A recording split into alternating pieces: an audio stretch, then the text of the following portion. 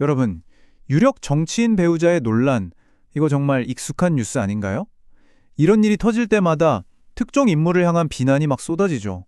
그런데 오늘 우리가 살펴볼 주장은요, 바로 그 지점, 그러니까 이 모든 걸 개인의 문제로만 보는 게 오히려 진짜 문제라고 이야기합니다.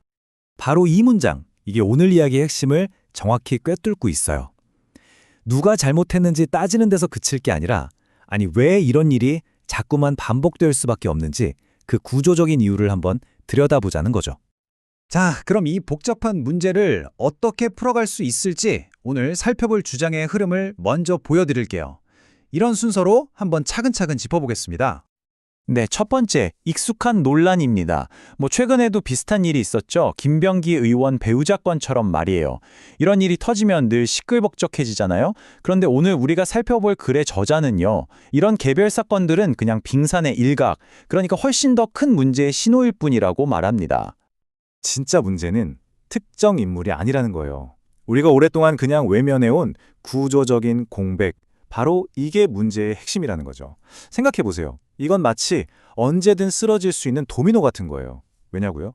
애초에 넘어지지 않게 딱 잡아줄 최소한의 규칙이나 가이드라인이 전혀 없으니까요. 자, 그럼 그 구조적인 공백이 뭔지 좀 더 들어가 볼게요. 여기서 아주 중요한 개념이 하나 나옵니다. 바로 비공식 행위자라는 말인데요. 이게 누구를 가리키는 걸까요? 네, 맞습니다. 바로 정치인의 배우자처럼 공식적인 직함은 없는데 실질적으로는 엄청난 영향력을 가진 사람들을 말하는 거죠. 이 비공식 행위자라는 말이 왜 중요하냐면요. 이들의 딜레마를 정확히 보여주기 때문입니다. 법적으로 보면 그냥 일반 시민, 사인이에요. 그런데 현실은 어떻죠? 권력에 가장 가까이에서 지역 주민도 만나고 일정도 돕고 사실상 공적인 역할을 하고 있단 말이죠. 바로 이 애매한 경계선 위에 서 있는 겁니다. 이 표를 보면 차이가 확 드러나죠. 한쪽, 그러니까 공직자는 역할도 명확하고 법적 책임도 있고 뭘 해야 할지 지침도 받아요. 그런데 배우자는요. 역할도 불분명하고 법적으로는 그냥 개인이고 당연히 지침 같은 것도 없죠. 이게 비유하자면 한 명은 내비게이션 켜고 운전하는 거고 다른 한 명은 아무런 표지판도 없는 짙은 안개 속을 혼자서 더듬더듬 운전하는 거랑 똑같은 거예요. 그런데 더 놀라운 사실이 있습니다. 이게 사실 최근에 갑자기 튀어나온 새로운 문제가 아니라는 거예요. 무려 30년도 더 전에 이 위험성을 정확히 경고한 연구가 있었습니다.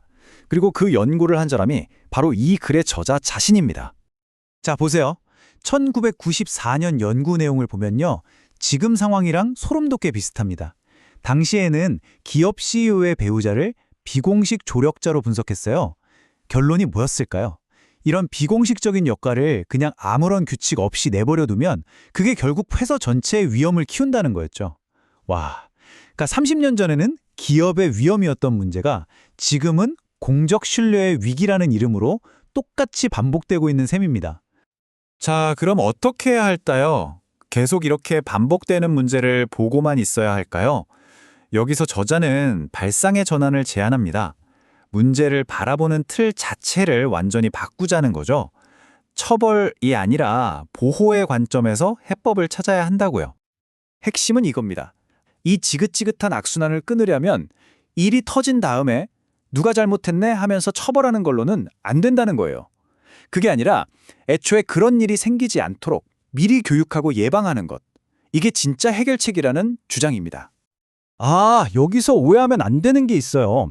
교육이라고 해서 무슨 통제나 감시를 하자는 게 절대 아닙니다. 오히려 그 반대예요. 여기서 교육은 일종의 보호막 혹은 방패 같은 개념입니다. 의도치 않게 선을 넘는 걸 막아주기 위해서 여기는 괜찮지만 여긴 위험해요 하고 명확한 가이드라인을 주자는 거죠. 생각해보면 정말 위험한 상황에 그냥 방치되어 있는 거예요. 남편을, 아내를 좀 돕고 싶다는 순수한 마음이 규칙이 없으니까 자기도 모르는 사이에 권력 남용으로 비춰질 수 있는 거잖아요. 결국 그렇게 터진 사건 하나가 관련된 모든 사람에게 상처를 주고 우리 사회 전체의 신뢰를 갉아먹게 되는 거죠. 자, 그러면 그냥 교육이 필요하다는 원론적인 이야기에서 그치는 게 아니라 아주 구체적인 계획을 제시하는데요. 한번 살펴볼까요? 네, 바로 이 5가지 윤리교육 과정입니다. 첫째, 실제 사례를 보면서 공과 사를 구분하는 법을 배우고요. 둘째, 어디까지 돕는 게 괜찮고 어디부터 위험한지 그 한계를 명확히 배우는 겁니다. 셋째, 사람들을 만날 때 어떻게 해야 하는지. 그리고 넷째, 내 말 한마디가 어떤 공적인 영향력을 갖는지 배우는 거죠. 마지막으로 혹시라도 문제가 생겼을 때 어떻게 대응해야 하는지에 대한 원칙까지. 정말 구체적이고 실용적인 내용들이죠. 자, 그럼 이런 교육이 단순히 정치인, 배우자 한 사람만을 위한 걸까요? 당연히 아니겠죠. 저자는 이 문제가 왜 우리 모두에게 중요한지 그 시야를 넓혀서 설명합니다. 어떤 분들은 이렇게 생각할 수도 있어요. 아니, 왜 배우자까지 교육을 시켜줘? 그거 특혜 아니야? 라고요. 하지만 저자는 단호하게 말합니다. 이건 특혜가 아니라 우리 민주주의 제도를 지키기 위한 최소한의 안전장치라고요. 이 명확한 기준이 가져올 수 있는 이점들을 보세요. 괜한 오해나 개인적인 희생이 줄어들겠죠.